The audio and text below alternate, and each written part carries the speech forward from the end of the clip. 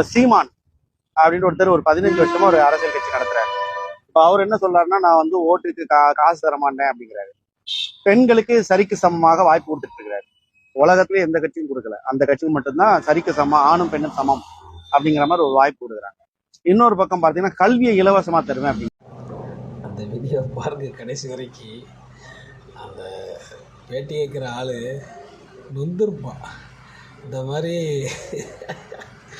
இவன் பாருங்க இப்படின்னு பாருங்க. இப்ப சீமான் அப்படின்னு ஒருத்தர் ஒரு 15 வருஷமா ஒரு அரசியல் கட்சி நடத்துறாரு. இப்ப அவர் என்ன சொல்றாருன்னா, நான் வந்து ஓட்டுக்கு காசு தர மாட்டேன் அப்படிங்கிறாரு. பெண்களுக்கு சரிக்கு சமமாக வாய்ப்பு கொடுத்துட்டு இருக்கிறாரு. உலகத்திலேயே எந்த கட்சியும் கொடுக்கல, அந்த கட்சிக்கு மட்டும்தான் சரிக்கு சமம், ஆணும் பெண்ணும் சமம் அப்படிங்கிற மாதிரி ஒரு வாய்ப்பு கொடுக்குறாங்க. இன்னொரு பக்கம் பார்த்தீங்கன்னா கல்வியை இலவசமா தருவேன் அப்படிங்கிறாரு.